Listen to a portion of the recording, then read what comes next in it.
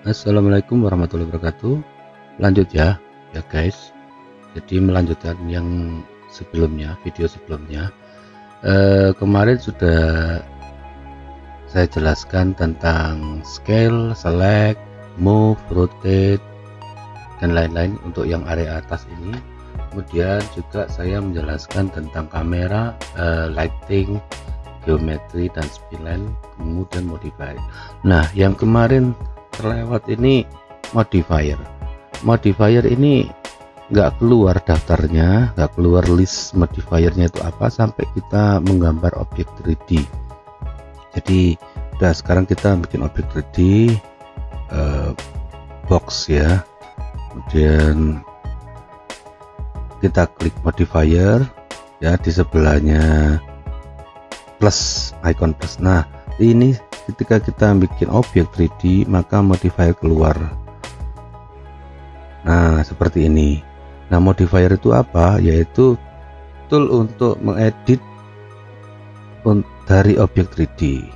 Misalnya kayak tool extrude, tool UV map untuk mapping teksturnya,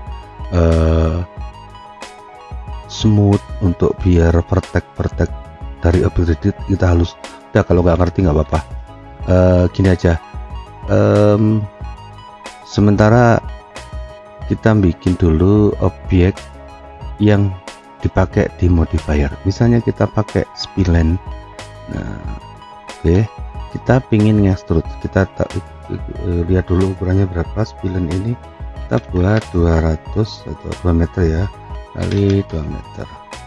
Nah, kemudian, nah kalau kamu mau perspektif bisa tekan B, atau bisa kamu dari model top ini langsung tekan orbit nomor 2 dari sebelah kanan bawah ya, kanan bawah.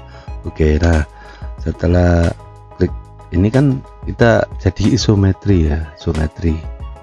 Jadi bukan perspektif tapi isometri. Kita mau mengextrude rectangle ini. Bagaimana caranya? Kita klik di modifier, kemudian kita pilih extrude, tekan huruf E. Nah, nanti ada pilihan edit pokoknya yang pakai huruf E lah. Kita pilih extrude. Nah, ketika kita sudah masukkan extrude, maka di sini dia sudah berbentuk objek 3 dimensi tapi masih berupa plane. Pengaturan extrude itu ada di parameter, ada amount. Nah, di sini kita mau menaikkan nilainya extrude itu berapa, misalnya 10 cm. Nah, dia akan memiliki ketebalan dari yang mulanya cuma plane saja. Oke, nah modifier yang sering kita gunakan itu hanya beberapa saja, tidak semua modifier sebanyak ini akan kita gunakan. Nah, maaf, klik. Nah, ini kan buahnya. Ini kita nanti pada akhirnya juga menggunakan beberapa saja, sekitar 12 atau 20 lah. Itu pun yang paling sering hanya sekitar nggak kurang dari 10 tool. Supaya lebih mudah memakai modifier ini, kita ada fasilitas di toolbar samping ini berupa shortcut. Nah, bagaimana cara pengaturan shortcutnya? Kita klik, ada gambar apa ini, kayak pensil sama petelot gitu loh, nggak tahu pensil sama petelot, pensil sama buku. Udahlah, pokoknya yang gambar ada pensil-pensilnya ini ya. Kita klik aja di sini. Di sini ada show button. Jadi di atas configure modifier set, kemudian show button. Kamu klik show button. Show button ini di sini, ini adalah modifier shortcut. Nah, kita sekarang mengatur shortcut apa saja yang ditampilkan di sini dengan cara klik lagi di bagian configure modifier set lah. Yang bagian atas kita klik dulu. Nah, yang paling sering kita gunakan pertama, sebentar sih. Ini 7, kita bikin berapa ya? 12 atau 10? 12 lah. Udah, nanti kita yang sering kita pakai. Yang paling pertama kita pakai modifier itu extrude. Nah ini kan ganti toh. Nah sekarang ini ada path select, ini nggak jarang kita pakai. Kemudian setelah extrude kita pilih lagi edit spline. Ini paling sering dipakai nih, edit spline. Nah edit poly, edit spline ya. Habis edit spline kemudian edit poly, kemudian edit mesh. Udah, kalian tirukan saja apa yang saya pakai sini, ini pasti kalian pakai. Aku nggak bohong, nanti kamu bisa ngirim kopi ke rumah kalau nggak percaya. Oke, extrude ini. Kemudian yang paling sering lagi adalah tombol sweep. Mana sweep? Aku lupa pakai kacamata kemana? Oke, sweep. Nah ini sweep. Habis itu map scaler. Kita cari map scaler.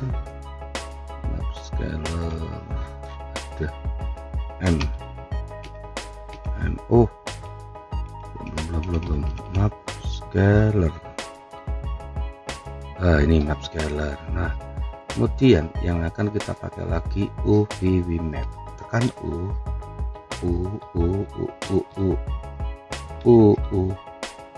Ini juga dipakai UVP export, kemudian UVW map, lagi UVW map. Nah habis itu yang akan kita pakai lagi smooth sama cell.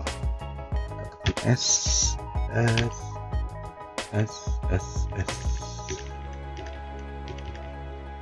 Nah udah cell ada duluan. Habis itu smooth.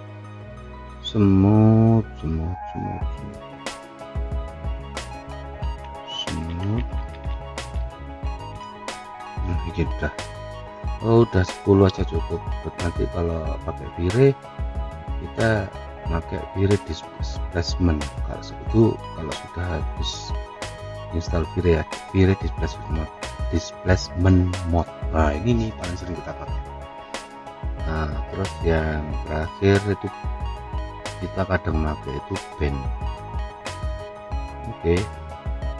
Nah setelah kita klik, ini yang kita pakai. Nah tool ini gunanya apa? Ini kita hapus dulu ya. Misalnya kita bikin kotak dari top. Oke, pakai rectangle. Nah rectangle kan udah jadi. Kita mau ngedit yang bentuknya random lah misalnya. Nah itu kita tinggal tekan edit spline. Oh ya, saya lupa jelaskan kotak ini. Kotak ini adalah kotak untuk mengedit. Di sini berisi history tentang proses pengeditan kita terhadap objek. Jadi di sini ada tempat sampah. Kalau kita mau hapus ini, nah nanti kalau ketemu sekali tekan ini. Nah edit ini terdiri dari vertex, segmen, spline. Jadi di edit spline ini menjelaskan bahwa objek rectangle ini terdiri dari 3 elemen, antara lain vertex itu yang kuning ini vertex namanya. Kemudian segmen itu ini. Kemudian spline itu kotak ini. Nah kalau kita mau mengedit, misalnya kita mau, ini kan masih pakai bezier ya. Nah misalnya kita mau bikin sudutnya ini jadi corner, tinggal klik kanan. Ini ada pilihan, kita klik corner.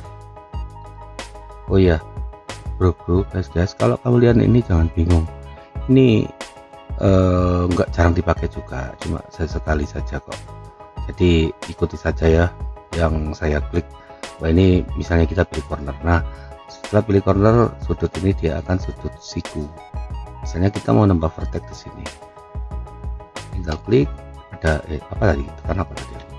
Kita mau bikin vertex, klik kanan. Nah ini ada refine, kita pilih klik sini, kita hidupkan snap dulu. Kok milih 2,5? Apa maksudnya? Nanti saya jelaskan ya. Jadi sini ada pilihan snap itu 3, 2,5 dan 2. Nanti fungsinya yang mana, kapan pakai 2,5, kapan pakai 3, nanti sambil jalan sambil kerja saya jelaskan. Oke, kita pilih 2,5. Kenapa 2,5? Udah ikut saja. Nah, nggak mungkin lah saya nyasarin. Nah, klik di sini, udah. Nah, ini bentuknya jadi begini. Nanti tinggal kita extrude, tingginya berapa, bentuknya bagaimana. Ini kan masih bentuk viewport top ya. Kita pilih pakai orbit. Nah, ini bentuknya sudah seperti ini. Mas Slamet, masa cuma gini aja ya, masih bingung kalau bikin rumah gimana? Ya sabar dulu ya, sabar dulu Mas Bro, Mbak Bro. Oke, kita hapus dulu. Saya memang sengaja menjelaskan ini karena tool-tool ini kalau kita melewati atau kita mengabaikan, maka kita jadi apa ya, malah bingung sendiri nanti. Oke ya, sampai mana tadi kok jadi aku yang lupa. Oh iya, tadi aku juga belum lupa ya, belum jelaskan tentang ini ya, file ya. Jadi klik saja customize ini. Sorry ya Mas Bro, kalau ini saya jelasinnya kadang lompat-lompat, tapi maksud saya baik kok, gak ada niat jahat. Oke, jadi kita tinggalin preference, terus kita pilih file. Nah, di file ini ada number auto backup file, jadi ketika nanti agar kalau mati lampu kita masih tersimpan progres kerja kita di sistem, itu kita bikin auto backupnya itu 5 aja lah. Terus backup interval menit, jadi setiap 5 menit sistem 3D Max itu otomatis akan menyimpan pekerjaan kita. Oke, ini kalau mau tetap 5 menit, oke, nggak apa-apa. Oh ya, untuk teman-teman yang mau viewportnya ganti, waduh Mas, gak bisa aku kalau gambarnya gelap gini nih, takut hantu aku misalnya gitu ya. Mau bikin viewportnya terang, ini ada pengaturan di customize, custom UI default switcher. Nah, di sini ada mode terang. Nah, ini jika kita takut gelap, cuma kalau saya sih lebih suka warna gelap ya, biar lebih maju aja, lebih kelihatan gimana gitu ya. Kembali kita setting ke gelap. Oke, udah. Sekarang saya jelaskan tentang snap ini tadi ya, mumpung masih inget ya. Jadi snap di sini ada 2,5, 3. Apa gunanya? Jadi begini ceritanya Pak Bro. Misalnya kita bikin box ya, box ada box 2. Aduh, salah, aduh. Udah, kita copy aja. Oh ya, untuk ngopi shortcutnya di 3D Max ini kita bisa tekan shift untuk ngopi. Oke. Shift. Nah, otomatis objek tercopy. Nah, pilihan copy di sini ada copy instant reference. Kalau pilih kita copy, maka objek 1 dan objek 2 berbeda. Kalau kita pilih instant, setiap ada perubahan di objek pertama, itu yang kedua juga ikut berubah. Misalnya nih, saya pertama copy. Nah, yang copy saya warna merah, warna lain lah, biar tahu. Karena ini ya, ini yang saya copy. Kemudian yang kedua saya ngopi lagi dengan shift. Nah, tetap warna merah ini. Instan ya. Sekarang yang kedua kita pilih instan. Maka apa yang terjadi ketika kita mengedit objek pertama, misalnya, nah ini kalau objek 3 dimensi ini terdiri lebih banyak daripada objek 2 dimensi tadi. Di sini ada vertex, ini vertex. Nah, kemudian ada add itu garis-garis pembentuk border, membentuk border ini. Dan border itu kalau lubang baru ada border. Polygon itu ini. Jadi kalau kita bisa milih polygon, misalnya tekan ini, kemudian tekan kontrol. Nah, ini polygon yang mau kita edit. Misalnya untuk elemen itu adalah objek keseluruhan, ini elemen. Oke, misalnya kita tadi cara mau ngerubah ini ya, kita tekan ini, tarik. Nah, ini perubahan yang berubah ini yang copy instan tadi dia ikut berubah sesuai perubahan di objek pertama, sedangkan yang copy itu tidak berubah. Oke, sampai di sini paham? Saya berharap teman-teman bisa paham, guys paham ya. Oke, kita hapus. Kemudian loh, kok tak hapus, lali aku. Saya kan mau menjelaskan ini, mau menjelaskan snap ya. Snap ya, balik lagi. Snap. Oke. Apa gunanya snap D3? Jadi untuk snap 3, tanda tangan snap 3 ini berhubungan kalau kita mau menggerakkan objek di viewport perspektif 3, maksudnya 3 dimensi. Jadi jika ada objek kayak gini ya, 2 ya, ada 3 objek ini, saya mau memindahkan di atas ini. Kalau tekan 3 maka hasilnya seperti ini. Kita pegang bagian endpoint ini, terus kita tumpuk di atasnya. Nah ini kalau 3.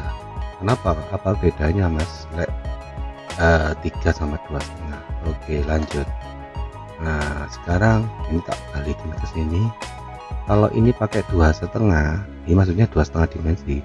Kemudian kita klik sudut ujung ini, ujung box ini, kita tumpuk. Nah dia secara vertex itu sudah numpuk, hanya lurus sesuai view, sesuai pandangan kita lurus, tapi dia tidak benar-benar numpuk di atasnya. Kalau kita lihat jadinya seperti ini. Terus kalau kita gerakan masih pakai 2,5 ya, kita gerakan ke sini. Nah dia belum tentu numpuk, tapi waktu tadi kita kelihatannya seperti sudah berada di atasnya. Nah ini secara view sebenarnya sudah seperti numpuk, itu kita pakai. Tapi kalau kita orbit, kita putar, ternyata dia tidak benar-benar berada di ujung box bawah ini seperti yang kita harapkan, maka harus dipakai 3. Nah terus kapan waktunya 2,5 dipakai? Jadi snap 3 itu hanya dipakai, sering dipakai itu waktu kita bikin di area perspektif. Jadi kayak gini, saya mau bikin box dari sudut ini ke sini. Nah ini 3, maka dia benar-benar berada snap di ujung 3 ini. Nah sekarang kalau 2,5 itu dipakai di mana? Ketika kita bikin top view seperti AutoCAD. Nah tekan T, kemudian supaya objek mengecil kita tekan Z untuk zoom. Jadi dia zoom to objek. Nah di lain kasus kalau kita pakai 3 di sini, ini nanti kita misalnya mau menggambar lem di snap 3 waktu di posisi top, kita klik di sini, kita klik sini, kita klik sini. Nah ini kalau secara 3 dimensi, secara orbit kita lihat itu jadinya bener ini nih kayak gini maksudnya penjelasan. Ini misalnya tingginya nggak sama, tingginya cuma kayak gini lah. Jadi gini maksudnya ya. Jadi kalau kita bikin posisi top, kemudian kita menggambar line di atas ini pakai snap kayak cat kan. Nah kira-kira jadinya apa? Lurus berada di koordinat Z, di koordinat 0. Kita lihat ternyata jadinya miring, dia ngikuti snap paling atas dari vertex objek ini. Jadinya objek jadi garis tadi gak karuan. Nah sekarang apa bedanya kalau kita bikin 2,5 dari posisi top? Kita klik top, kita bikin lagi, ini kita ganti 2,5. Kita klik di sini, di sini, di sini, di sini. Nah maka yang terjadi ketika kita putar orbit, dia berada tepat di snap yang kita ya mirip cat lah. Kemudian hanya kita extrude, nah dia benar-benar berada di titik yang benar. Terus kalau yang ini kita extrude, dia jadi ngawur nggak karu-karuan, bentuknya bikin orang yang belajar 3D Max putus asa. Oke, dari snap ini mungkin ada pertanyaan, silakan tanyakan di kolom komentar. Untuk yang dua ini jarang sekali dipakai sebenarnya, untuk 2 dimensi, untuk kita kalau gambar land di 3D Max, tapi ini jarang. Saya paling sering sih menggunakan 3 sama 2,5. 3 kalau untuk posisi perspektif, 2,5 kalau posisi top atau posisi plan ya, kalau di AutoCAD. Udah, saya kira cukup untuk video materi kali ini. Saya akhiri. Untuk video berikutnya kita akan mulai mencoba menggambar. Mungkin ada pertanyaan dari teman-teman, lu Mas, ini gimana gambar, saya aja tool-toolnya nggak bisa, saya ini juga masih belum hafal gambar. Udah, cara belajar yang cepat itu adalah dengan langsung mengerjakan. Kalau kita cuma menghafal teorinya ini apa itu cuma buang waktu, nggak ngerti hasilnya. Udah ya, saya kira saya akhiri dulu. Kita sampai jumpa pada video berikutnya. Assalamualaikum warahmatullahi wabarakatuh.